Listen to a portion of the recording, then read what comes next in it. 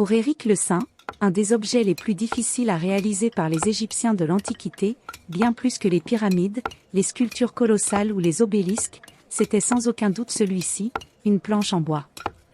Car pour Éric le pragmatique, il vaut mieux faire rouler des blocs de pierre sur des troncs, que de se faire chier à les faire glisser sur des planches. Et ça, n'importe quel gamin le sait. Et puis d'ailleurs, comment faisait-il pour abattre des arbres, et faire des planches avec du cuivre, messieurs et mesdames les archéologues?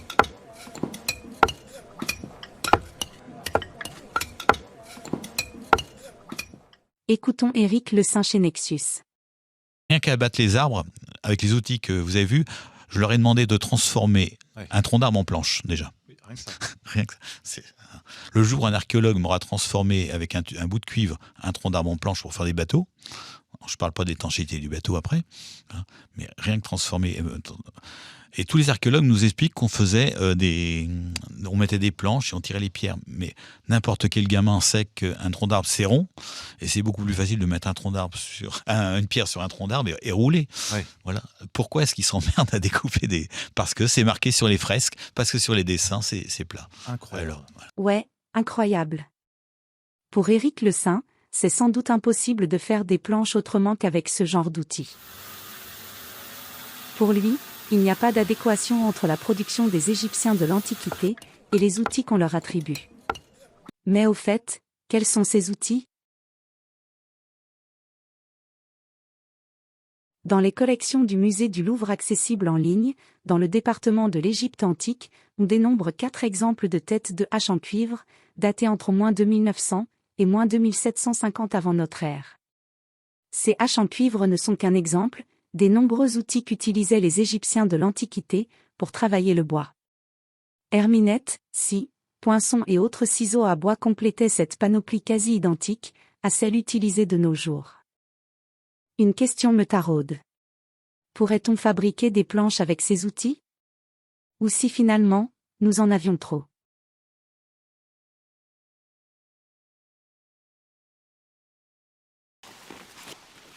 Abattre un arbre avec une hache, fût-elle avec une tête en cuivre ou en pierre, ne pose aucune difficulté. Nos haches modernes sont juste plus résistantes et tranchantes, de fait.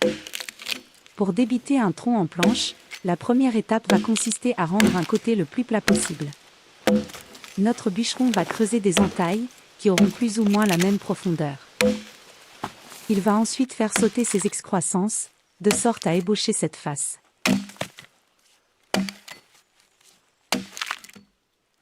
Petit à petit, notre face plane apparaît le long du tronc. Vient ensuite le travail de finition.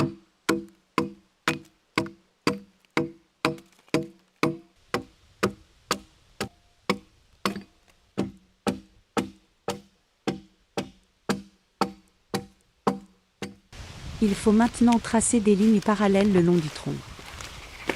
Ces lignes correspondent à nos futures planches.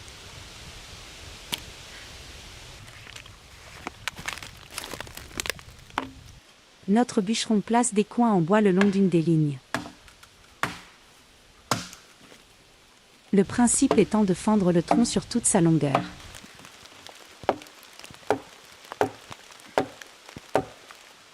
Patiemment, notre bûcheron va enfoncer les coins, les uns après les autres, jusqu'à dégager nos planches.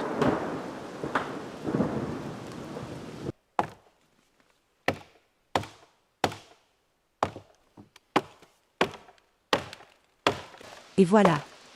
3 belles planches qui pourront être aplanies à l'aide d'une herminette, plus adaptée dans cette tâche qu'une hache. Je sais ce que vous allez dire. Vous allez dire que j'ai triché. Mais si je vous montre un archéologue effectuer certaines étapes, avec les outils d'époque, je suis pardonné? Cet archéologue nous explique comment tirer les planches du tronc, avec des coins et un maillet en bois. Exactement comme notre bûcheron, dans le passage précédent. Il explique ensuite comment utiliser cette herminette, pour la finition.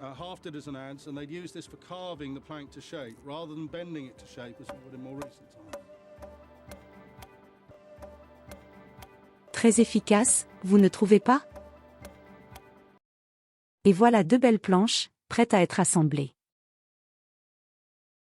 En résumé, pas besoin de matériel anachronique pour tirer des planches d'un tronc d'arbre.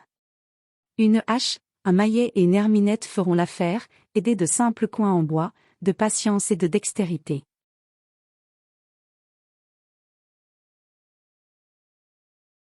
Abordons maintenant le sujet du transport de blocs. Si effectivement on peut considérer deux méthodes pour déplacer des blocs sur le sol, une seule fait consensus, et c'est l'utilisation de traîneaux que l'on fait glisser sur un sol préparé. C'est vrai que cela peut paraître contre-intuitif, mais il y a de nombreuses raisons qui font que cette méthode est privilégiée. La première raison est mécanique. Plus la charge à déplacer est lourde, et plus l'utilisation de rondins va poser des problèmes. Ils risquent de se fissurer et de s'enfoncer lors du déplacement, et l'utilisation est difficile sur sol irrégulier. Sur un traîneau en revanche, la charge est mieux répartie, le bloc sera plus stable et le tout sera plus facile à diriger. Les preuves archéologiques favorisent également le traîneau. On a trouvé de nombreuses fresques décrivant le procédé, et des fouilles ont mis en évidence des sites compatibles avec ce mode de transport. Dans des contrées où le bois est rare, réserver autant de ressources et d'entretien pour une technique plus difficile à mettre en œuvre, n'aurait pas de sens.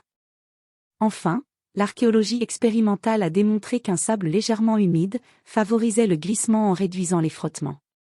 Mais comprenons-nous bien. Des charges ont certainement été déplacées sur des rondins, mais ponctuellement. Et jusqu'à preuve du contraire, la technique du traîneau, à la fois la plus efficace et la plus documentée, était celle privilégiée par les Égyptiens de l'Antiquité. Tout comme elle a été utilisée plus proche de nous, en 1929, pour déplacer l'obélisque de Mussolini. La preuve en images. Et oui, Éric Le Saint. Pas de pierres qui roulent sur des rondins. Pas d'essieux aux multiples roues. Du bois, de la graisse et de la force, et c'est tout.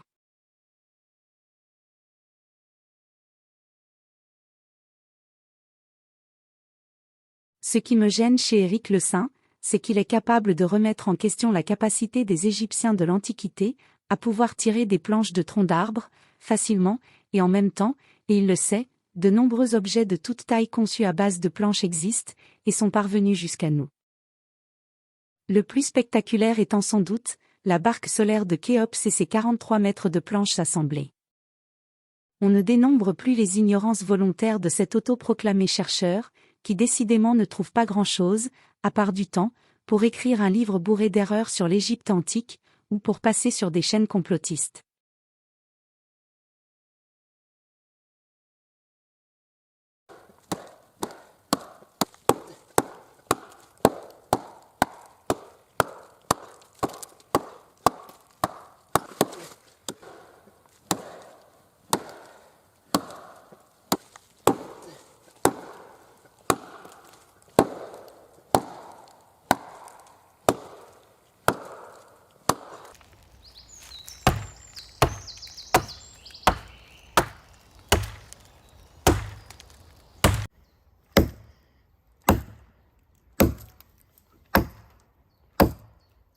Incroyable.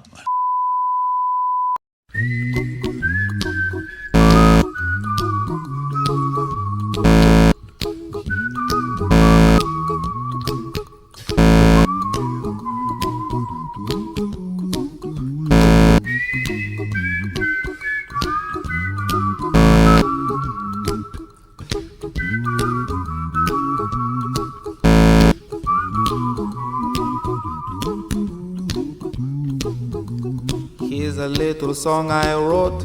You might want to sing it note for note. Don't worry. Be happy. In every life we have some trouble. But when you worry, you